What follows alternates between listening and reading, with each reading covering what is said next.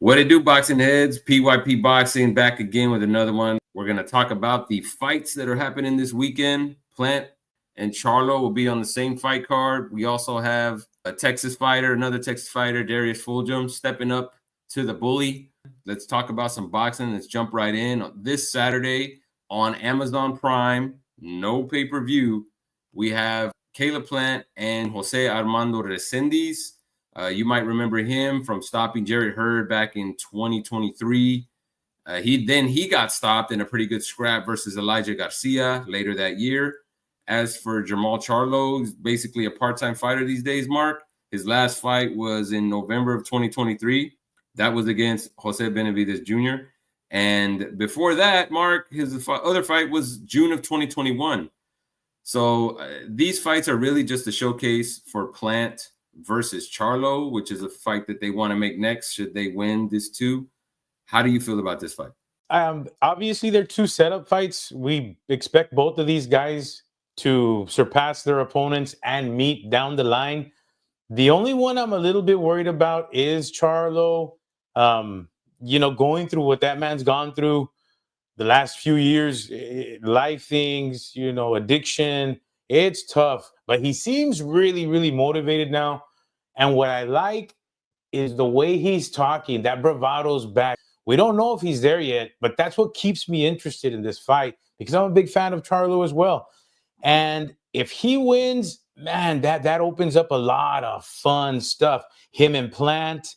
Plant, on the other hand, I'm worried about as well.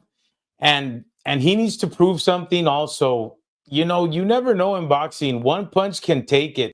Plant, man, I just don't see him as focused, man. What are you doing confronting Elie Seckbach?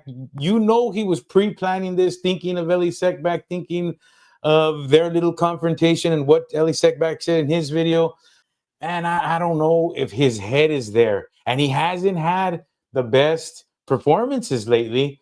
So, that worries me because I want to see the Plant Charlo. I think Charlo's ready, but we have to have concern on both because Plant doesn't look mentally there right now. And these are two opponents they both should clearly beat.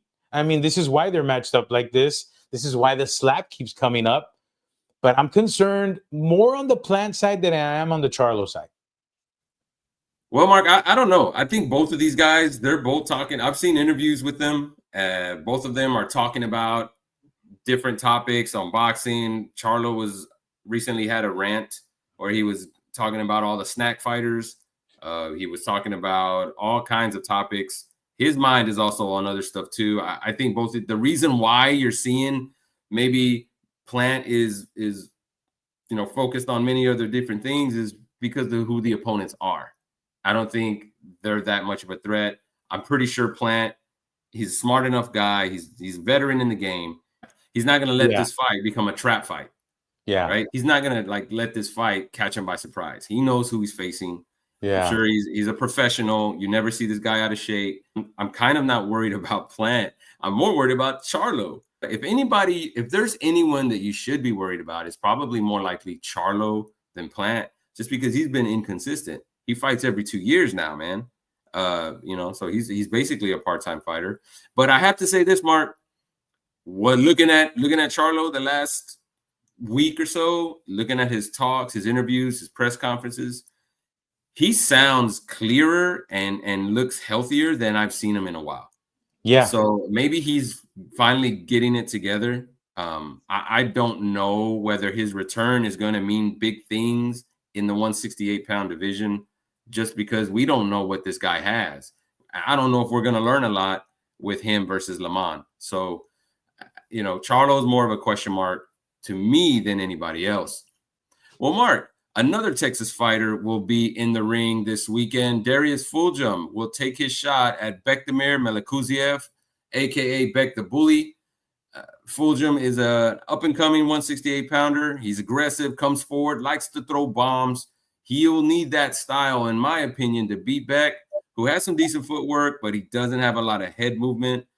I think Beck can be touched up. I'm not 100% sold on him, even though Beck is a legit top 10 guy.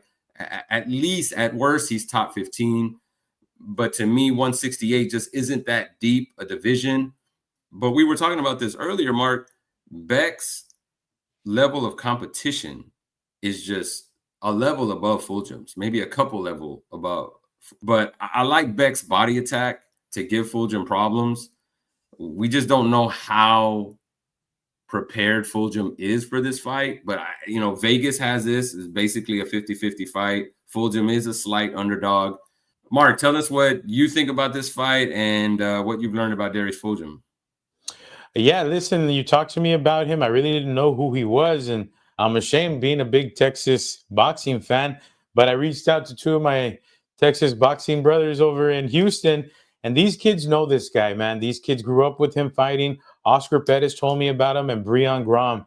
Breon Grom told me they're like brothers. They're really close. Breon Grom is 18 wins, 0 losses, and he says this guy is really, really good.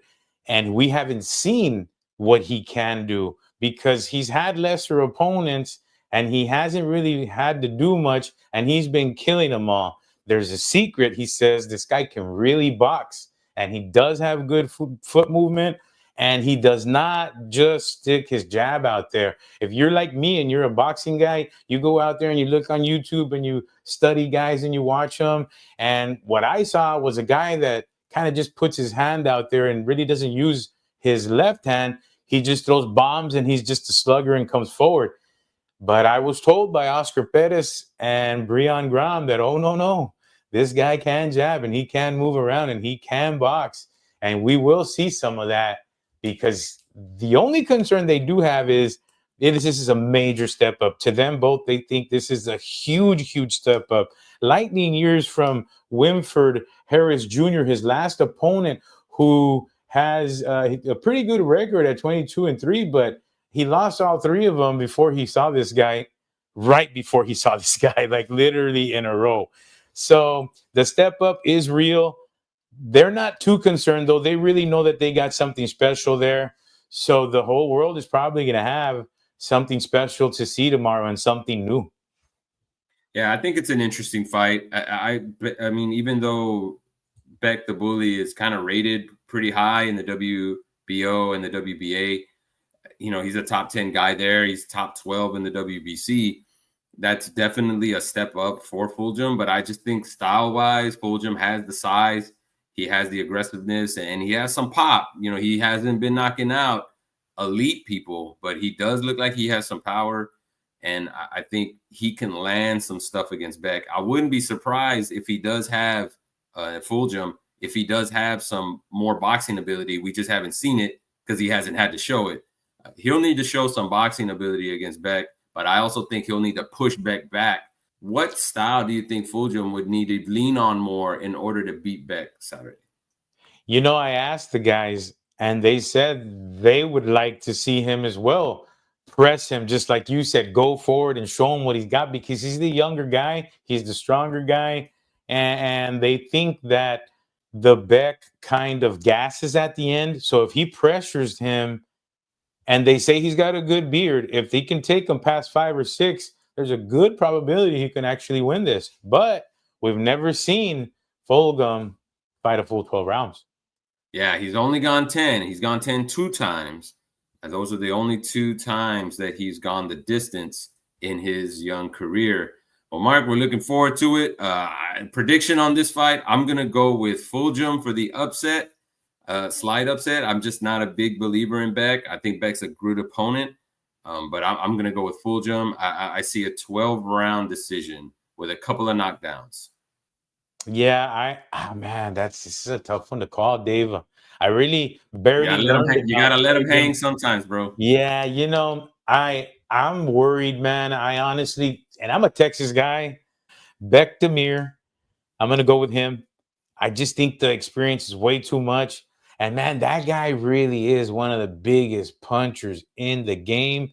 If he can catch this guy early, I guarantee you DFG has never felt anything like Beck the Bully. He still has those first 3, 4, 5 rounds. He's really still Beck the Bully. Yeah, and it's going to be important to see who imposes their strength, the power punching on who first, who sets the tone. I think that's going to be an important thing to look out for too. Well, Mark, that's all we got for this video. Shout out to all our subscribers. Thanks for tuning in. Make sure you hit that like button. Let us know what you think about Darius Fulghum. Does he have a chance to pull the upset? And will we see Caleb Plant versus Jermall Charlo later this year? We'll see you guys on the next video. Peace out.